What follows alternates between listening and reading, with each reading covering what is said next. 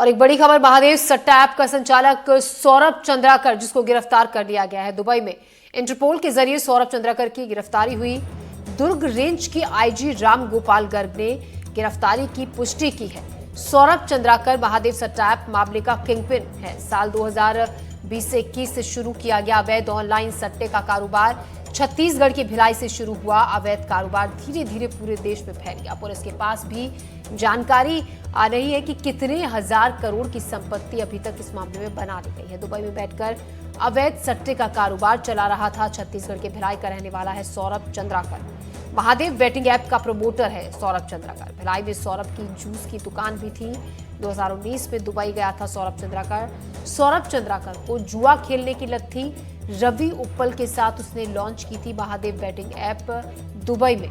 अपनी शादी को लेकर भी सुर्खियों में आया था सौरभ। शादी में करीब 200 करोड़ कैश खर्च करने का आरोप है। सौरभ की शादी में देश की जानी मानी हस्तियां शामिल हुई थी। कैश भुगतान के लिए किया गया था हवाला चैनल का इस्तेमाल।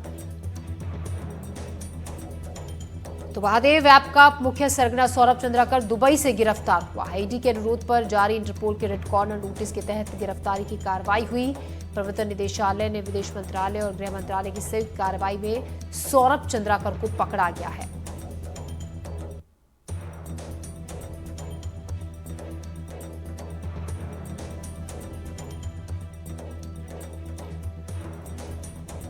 महादेव बैटिंग ऐप को कई वेबसाइट के जरिए ऑपरेट किया जाता है। आपको बता दें, महादेव बैटिंग ऐप, इस बैटिंग ऐप में लोगों को पैसे लगाने के लिए कहा जाता था। महादेव बुक की वेबसाइट के जरिए देश में poker, guard games, cricket, badminton, tennis, football के मैच पर पैसे लगाए जाते हैं।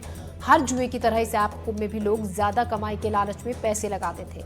महादेव बैटिंग ऐप के मामले में जब ये मामला सुर्खियों में आया था, कई बॉलीवुड के celebrities, singers, actor, comedian ED की रडार पर थे। सेलिब्रिटीज नाम को इस ऐप को प्रमोट करने के मामले में सौरभ चंद्राकर के रिश्ते होने की वजह से ये सामने आए थे। आपको बता दें, इस वक्त की बड़ी खबर, अब महादेव सट्टा ऐप का जो किंगपिन है सौरभ चंद्राकर, उसको गिरफ्तार किया जा चुका है। नीलेश त्रिपाठी इस खबर पर ज्यादा जानकारी के साथ जुड़ रहे हैं। जी नीलेश, क्या बताया जा रहा है? क्योंकि बताया जा रहा है कि काफी वक्त से ये कोशिश की जा रही थी, लंबे वक्त से ट्रैक किया जा रहा था सौरभ चंद्राकर को, और अब उसकी गिरफ्तारी हुई है दुबई से। बिल्कुल, देखिए, सौरभ चंद्राकर को लेकर कहा जा रहा था कि वो अलग अलग देशों की नागरिकता ले चुका है। उसकी ओर से भी कुछ महीने पहले, कुछ सप्ताह पहले ही जो कपिल सिब्बल हैं, जो सबसे बड़े वकीलों में गिने जाते हैं, वो भी उसकी पैरवी करने के लिए यहाँ छत्तीसगढ़ हाई कोर्ट पहुंचे थे। उन्होंने भी अपनी जानकारी में बताया था कि वो किसी दूसरे देश की नागरिकता ले चुका है, तो उसको लेकर अरेस्ट वारंट या इंटरपोल जो रेड कॉर्नर जारी हुआ है वो गलत तरीके से जारी हुआ है। लेकिन इन सब के बावजूद जो इंटरपोल है और जो पुलिस महकमा है, ये कोशिश करता रहा कि सौरभ चंद्राकर की गिरफ्तारी हो जाए। और उस पर, जैसा कि दुर्ग रेंज पुलिस रेंज के जो आईजी हैं राम गोपाल गर्ग ने वो एनडीटीवी से बातचीत में पुष्टि की है उन्होंने कि उसकी गिरफ्तारी हो चुकी है। और उसको लेकर, उसको लाने को लेकर, प्रत्यार्पण को लेकर अभी प्रक्रिया तेजी से चल रही है। हो सकता है कि प्रक्रिया पूरी करने के बाद जल्द से जल्द उसको लेकर भी भारत आया जाए। जी नीलेश, इन औपचारिकताओं को पूरा करने में कितना वक्त लगता है? क्योंकि प्रोविजनल अरेस्ट पर उसको भारत लाया जाएगा। ऐसे में क्या ये लंबी प्रक्रिया है या जल्द से जल्द कोशिश की जाएगी सौरभ चंद्राकर को लेकर आने की भारत? देखिए, जो अंतर्राष्ट्रीय संबंध होते हैं देशों के आपस में, उसके तहत ही प्रक्रिया के तहत लाया तो जा सकता है, लेकिन उसमें कितना समय लगेगा ये अंतर्राष्ट्रीय मामला हो जाता है, विदेश मंत्रालय से जुड़ा मामला हो जाता है।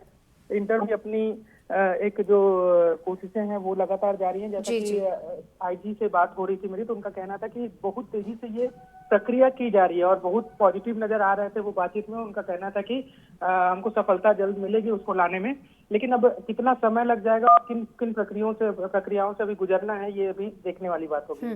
नीलेश, एक बार हम आपसे ये जानना चाहेंगे विस्तार से, आप हमें और हमारे दर्शकों को समझाएं किस तरीके से सौरभ चंद्राकर ने इस पूरे कारोबार को फैलाया, किस तरीके से, क्योंकि जूस की दुकान सौरभ चंद्राकर की थी और धीरे धीरे जिस तरीके से वो इस महादेव सट्टा ऐप में घुसा और इसको फैलाया, इसने तार विदेशों तक फैला दी और तमाम जो बड़ी बड़ी हस्तियां हैं वो इससे जुड़ती चली गई। बिल्कुल, देखिए, जैसा कि सौरभ चंद्राकर के बारे में कहा जाता है कि भिलाई में एक छोटा, छत्तीसगढ़ के भिलाई में एक छोटा सा घर, आज भी वो घर है जहां वो रहता था। उसको देखकर अंदाजा नहीं लगाया जा सकता कि इस घर में रहने वाला व्यक्ति आज हजारों करोड़ों रुपए का कारोबार अवैध तरीके से कर रहा है। उसके बाद उसके बारे में ये भी कहा जाता है कि उसको जो ऑफलाइन सट्टा खेलने की लत पहले से थी, उस लत के चक्कर में उस तक के लोगों से जो कारोबार करते हैं वैसे लोगों से जुड़ा। फिर उसके बाद उसने अलग अलग पैसे लगाए, कई बार उसमें असफल रहा। उसके बाद उसने जूस की दुकान एक भिलाई में खोली, जिसको जूस की दुकान जो खुली, वहां से उसके संपर्क में कुछ बड़े कारोबारी आए जो शहर के ही थे।